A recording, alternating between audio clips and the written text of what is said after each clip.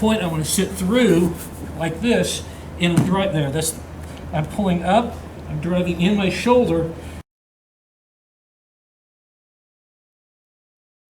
All right, so if he starts high on parterre, that's the ideal thing because he's giving you a nice straight arm for you to attack. But if he knows how to fight, he's going to be down on his elbows and knees. So let's start with high parterre so everybody can see it easier. But the basic gist is this.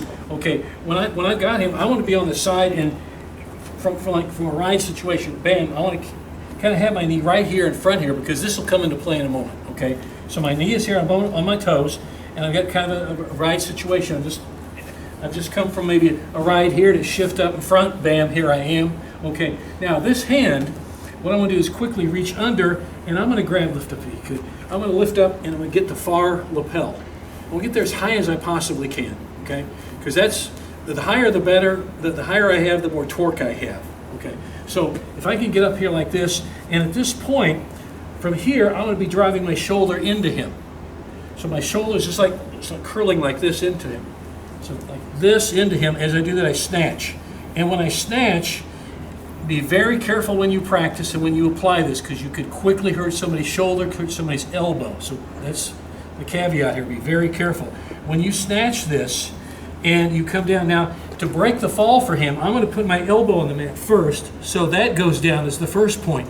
But if you were really doing this to sit through, you would just sit through. Okay, but I'm going to put my elbow down for practice. So keep that as a safety point. Everybody see that? Okay, now at this point, I'm going to sit through like this. And I'm right there. I'm pulling up, I'm driving in my shoulder, and what I'm doing, I'm locking his elbow really across my wakigatame area, my armpit lock area here, or you could even use your arm. But if the tighter in you get, the better. Okay, so as you come through, okay, I like to try and put my knuckles on there.